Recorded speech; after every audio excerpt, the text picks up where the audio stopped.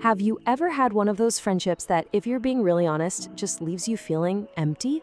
More confused than you are connected? Well, today we're going to dive into that exact feeling. We're going to look at the painful, often invisible world of the fake friend, but through a psychological lens. And that just hits the nail on the head, doesn't it? Because this isn't about some big, dramatic fight. No, it's more like a slow leak, an erosion of who you are. It's a wound you can feel so deeply, even if nobody else can see a single scratch.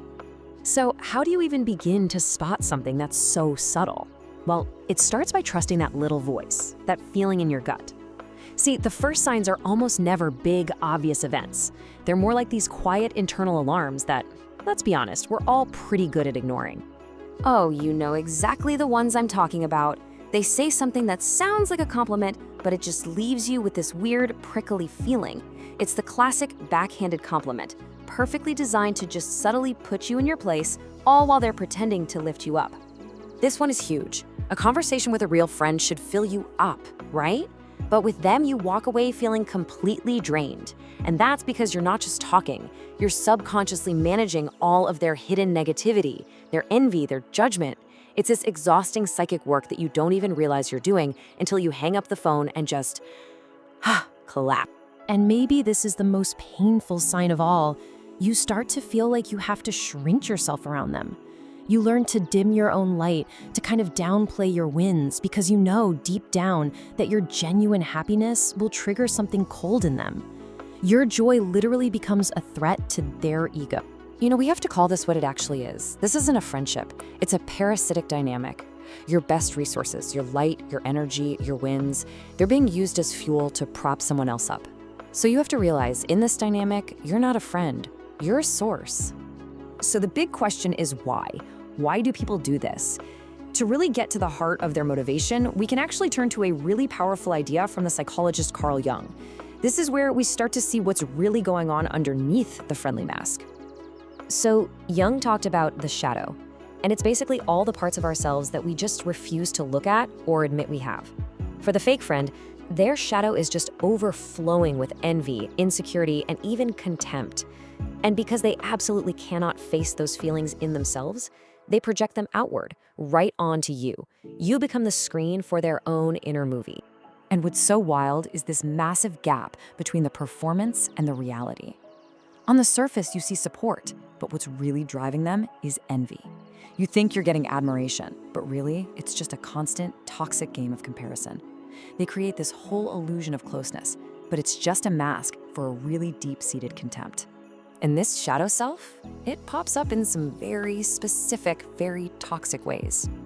They'll be your number one fan when other people are watching, but in private, they'll pick your success to pieces. Your secrets? Oh, those become their social currency, little nuggets of power for them to share.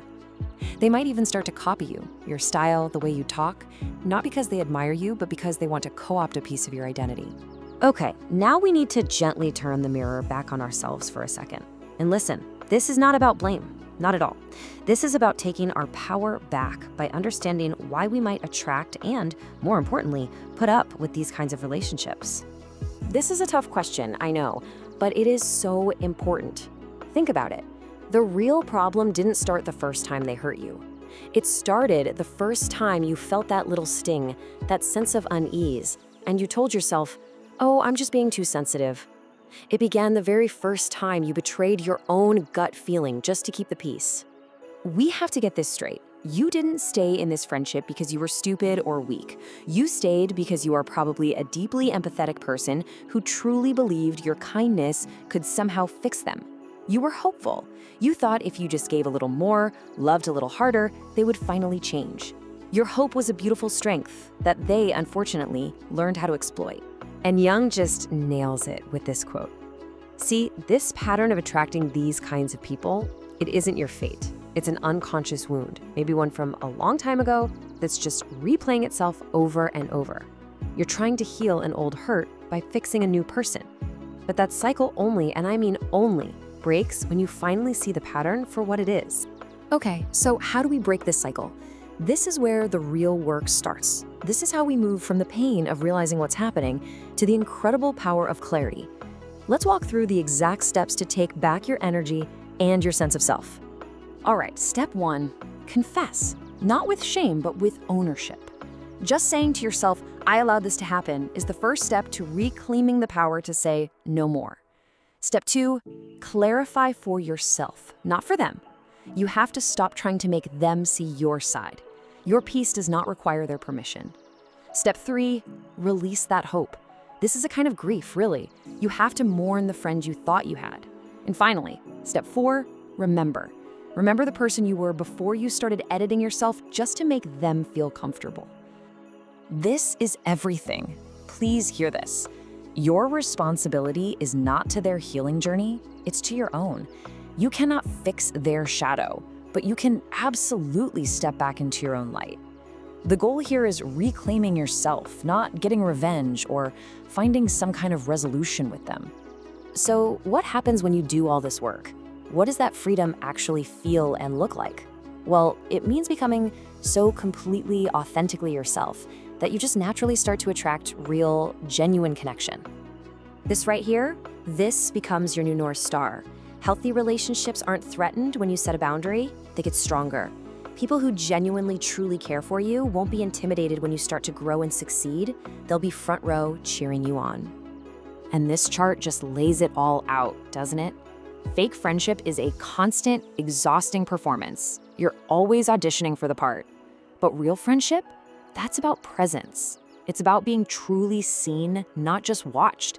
It's about finding those connections that actually water your soul instead of draining every last drop of your energy. And here's the most beautiful part. It's almost magical. It's like a natural selection of energy. When you finally stop performing and you just start being, the people who fed on your inauthenticity, they just kind of fall away. There's nothing left for them to grab onto. Your newfound peace literally repels their chaos. So we'll end here. This whole journey, as gut-wrenching as it can be, gives you this incredible gift. It's the clarity to know what real, true connection actually feels like. You've cleared out all the clutter. So the question isn't about who you lost anymore. The real question is, what amazing, authentic, joyful life are you going to build for yourself now that you're finally free?